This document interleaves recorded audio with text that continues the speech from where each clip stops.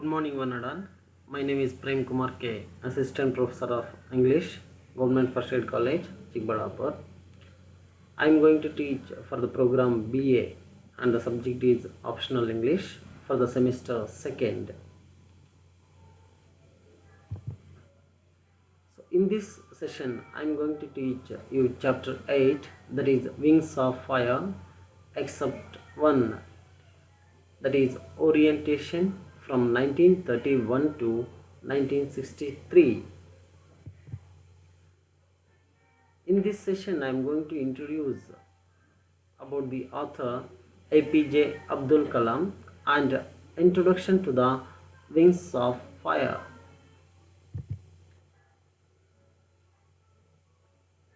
The Wings of Fire is an autobiography that is written by Arun Tiwari, and he has written the preface also. Arun Tiwari worked with Kalam for over a decade and he sought permission from Kalam for penning this work. Penning means to write this work.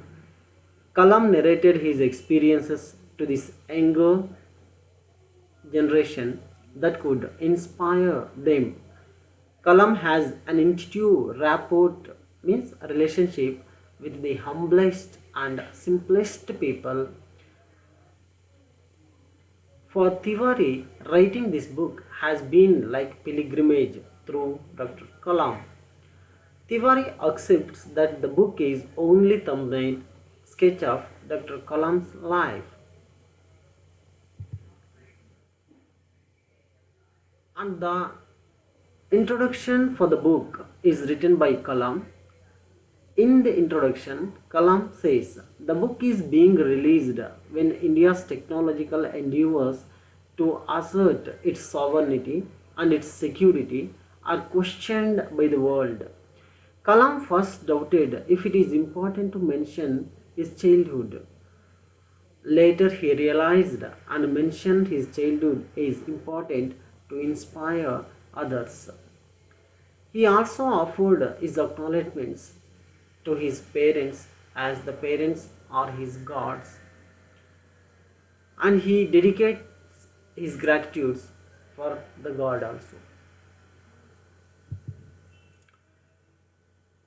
In the first, he writes about the childhood at Rameshwaram. He spends his childhood at Rameshwaram.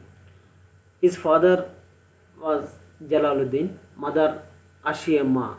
They are the ideal couple, and he had a secure childhood materially and emotionally also. He was much inspired by Jalaluddin and Samsuddin. They are the cousins. During the World War, when it was broke out, there was a demand for tamarind seeds, and he used to gather the tamarind seeds and he used to sell for the shops. And his first earning as the newspaper distributor, the newspaper name is Dinamani, and he had three close friends, that is Ramanatha Shastri and Aravindan and Shiva Prakashan. And he had also the famous science teacher, and his name was Shiva Subramaniam Iyer, and somewhat he was of a rebel. And he remembers the Khalil Gibran's quote, that is, your children are not your children. He also describes about his experiences at Quads High School. He had very much harmony of Ramanathapuram, but it was absent in the Quads High School. And his father's dream was to see him as collector, and his sole duty, means his only duty, was to realize his father's dream.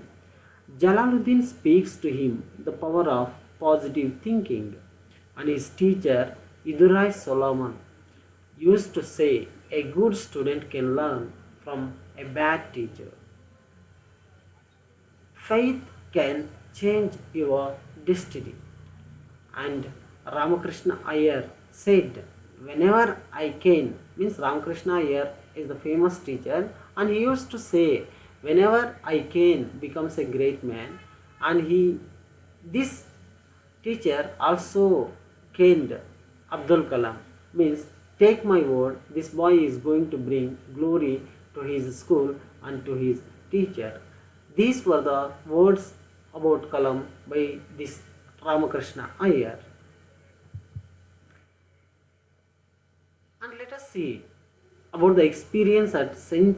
Joseph campus.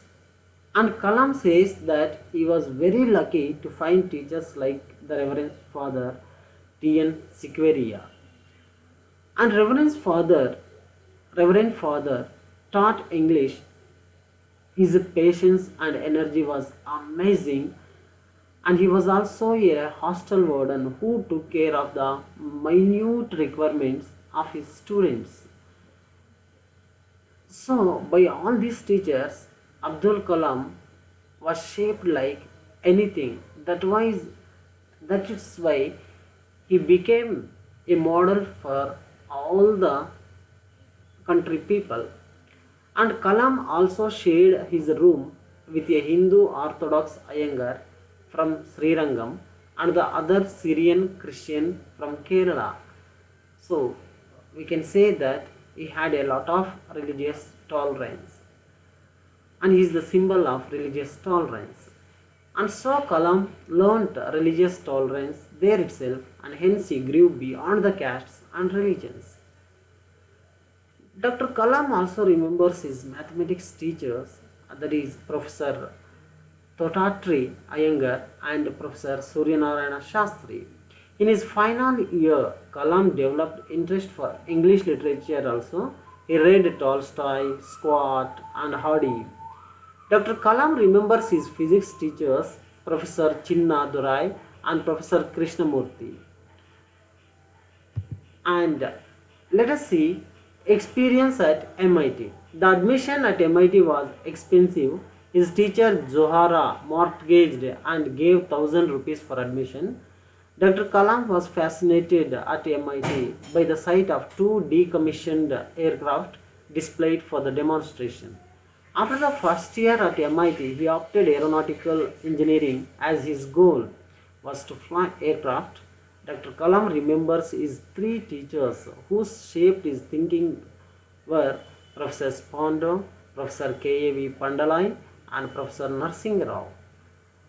And Professor Spondo taught him aerodynamics, and Professor Pandalai taught him aerostructure design and analysis, and Professor Narsingh Rao taught him theoretical aerodynamics. And he went to HAL as a trainee and worked on overhauling of both piston and turbine engines. Let us see the interview at D, T, D and P and 8.